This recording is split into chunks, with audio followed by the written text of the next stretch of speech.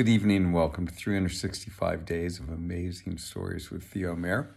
Here we are on day 197 of 2024. I'm continuing the story of Aladdin and the Wondrous lamp. We left the story off with the African magician having discovered where Aladdin was and that he had survived and had the lamp.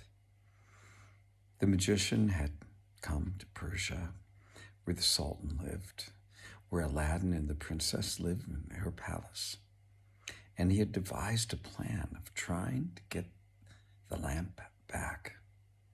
Going through the streets with a bag of brand new lamps, he called out that he would trade an old lamp for one of his new lamps. Now people began to follow him, jeering at him, telling him he was crazy. But on he went. And there was quite a commotion by the time he got outside Aladdin's palace. When he did, the princess heard this commotion, asked one of her servants to go and find out what was going on. She came back, and laughing, she said, "You can't believe it. There's an old man out there who's willing to trade new lamps for old. Everybody's making fun of him, but he keeps calling out that he's willing to do this." Well, another servant girl said, "Well, there is in the bedchamber an old lamp on the cornice." The princess said, "Well, why don't you take that and trade it?" And so the servant fetched that lamp. Down she went to the streets and offered it to the old man in exchange for a new lamp. The magician carefully held out his hand, patiently awaiting the servant to place it in his hand, and not for a moment revealing how anxious he was to have that lamp within his possession. Once it was, he clutched it to his breast and told the servant to take whichever lamp she wished. She picked out a shiny new lamp, turned, and made her way back into the palace.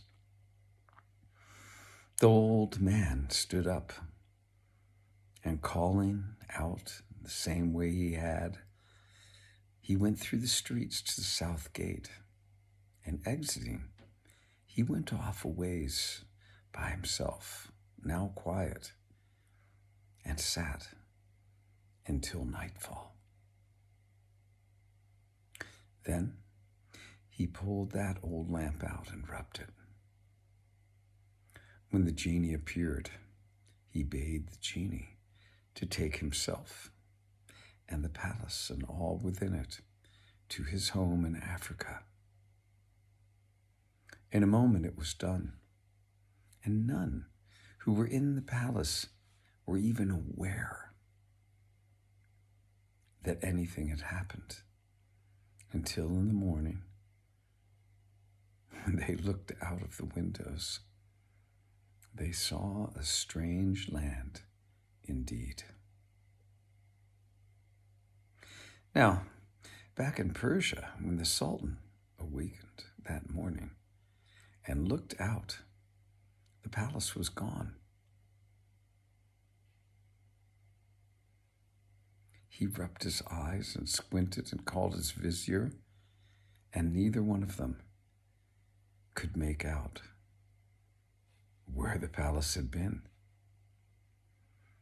The vizier called out again and said, "This is magic." And this time the Sultan agreed. Now the Sultan was upset.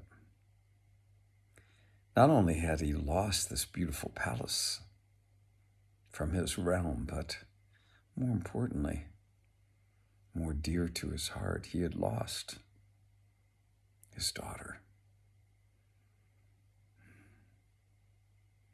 He called his men and sent a group of soldiers off to find Aladdin and bring him back in chains.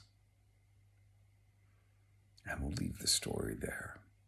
Find out what happens next.